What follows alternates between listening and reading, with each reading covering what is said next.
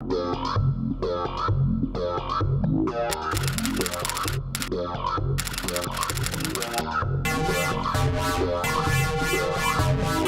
what we're going to do this morning, right now, we're just going to work on the carbine. We'll warm up here, then we'll work our way back all the way to the 100-yard line, okay? Shooters ready? Stand by. Fire!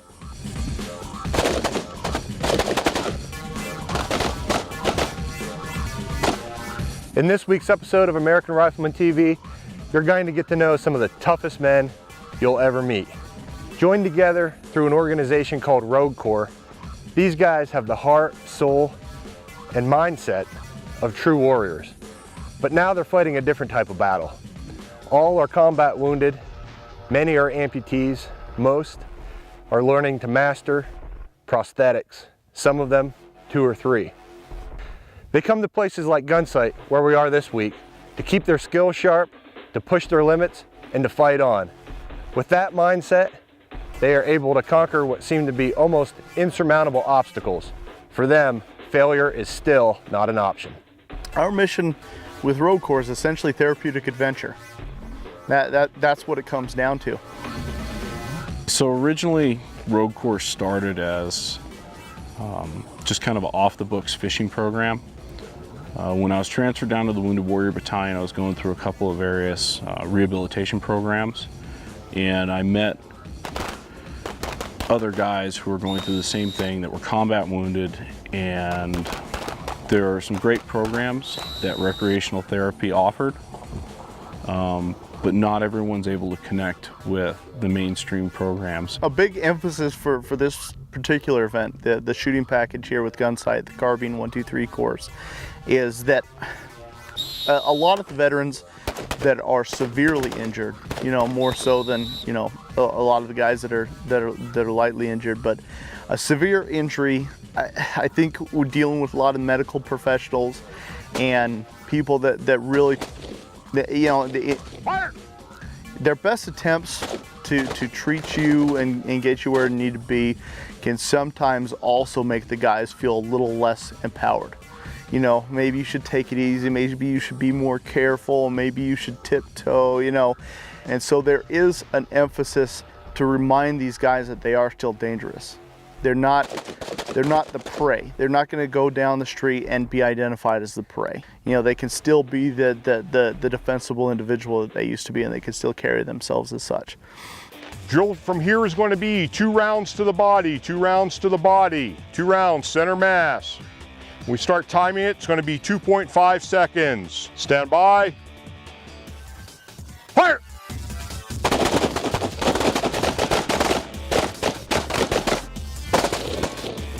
What we tried to accomplish this week was with the drills that we fired. We worked marksmanship drills, which was trigger control, sight alignment, follow through, those skill sets. We also tried to teach them manipulation of the gun, reloads, tactical reloads, speed reloads, malfunction clearances, that type of skill sets also. That was our goal, was to get to where they could shoot the gun accurately and fast, or quickly I should say, and take care of most manageable problems that they might have while using the gun, like double feeds, failure to fire, and those type of things.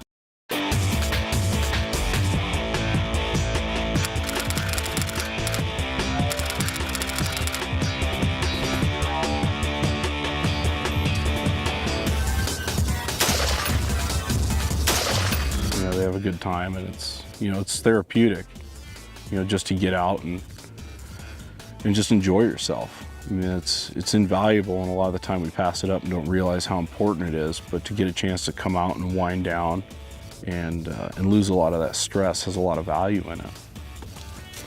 Ready to fire? Yep, whenever you are. It's up to you, man. Hit. Hit. Okay, that's it. Now, is that okay for you? Yeah, that'll work. We have a little bit of hazing back and forth between me and them and the other guys on the staff. That's what we have. And it makes for these guys an easier learning experience and a better learning environment. because they come out of a profession that is a weapons-based environment, and they're good at what they do. We're asking them to do things a little bit differently, but they give it their all. They do a real good job of it. One of the veterans here at Gunsight this week is Jacob Romo, a rifleman, a machine gunner, who was hit by an IED in Afghanistan. Jacob, here at Gunsight, what was the one thing that you had the most fun doing? I have fun anytime I'm pulling triggers. And what did you think about the courses that the instructors had you run through here? It was good. It was good. It was a good time. It was definitely insightful. Anytime I can get some practice in, in my new situation. What are some of the ways that you've learned to adapt to your current situation? What do you mean, mentally or physically? Well, both. I mean, a lot of guys would say, oh, you've got some physical limitations to overcome, but why don't you get into the mental aspect of it as well? You get one and the other one comes, really. It's, for me, mentally, it was pretty easy early on. I wasn't even medevaced yet. I'm like, all right, this is my situation. I'm just going to deal with it. But that's kind of how I always am. Then you just accept it. Like, hey, that's how it is. So adapt. It's like any other change in life. You get old. You can't sprint to cover anymore. You got to get more accurate with your fire. It's the same thing. Things change over in the course of your life, and you got to adapt to it if you're going to continue to survive. Which is essentially what this is. It's survival, right? So for you, the mental recovery came first. Yeah. I mean, well, that part came relatively easy. You accept on a fundamental level that things change all the time. Then it doesn't really matter how dramatic the change. I think most Marines are like that. You figure that out about yourself going through basic training, the hardships of especially the infantry. A very hard training regiment. So you learn to accept it. You get a sudden order, you think you're going to relax, you get a sudden order, you got to go do something intense or not so relaxing, and you learn to accept it. The one thing that stands out in my mind about these young gentlemen is their heart, their soul, their toughness.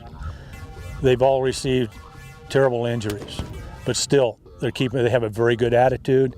They want to learn, they want to do these things.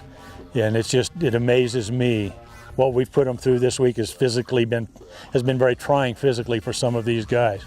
But none of them have complained, none of them have quit. They always finish the task that we give them.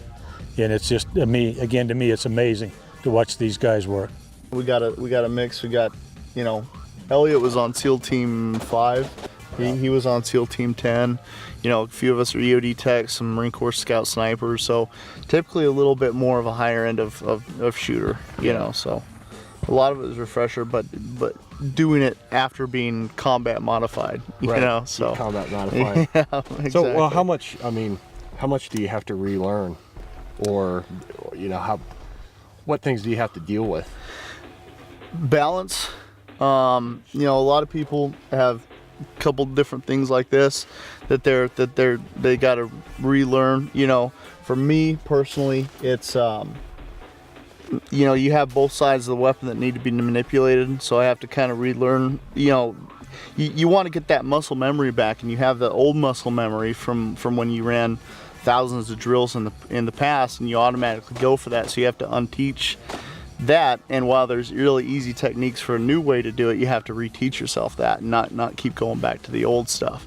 So that's been my personal all the guys that are here though, they work really hard, when they're not here at balance anyway. So for most of us it's all right. There's those few hiccups every once in a while, but yeah, it's nothing we can't handle.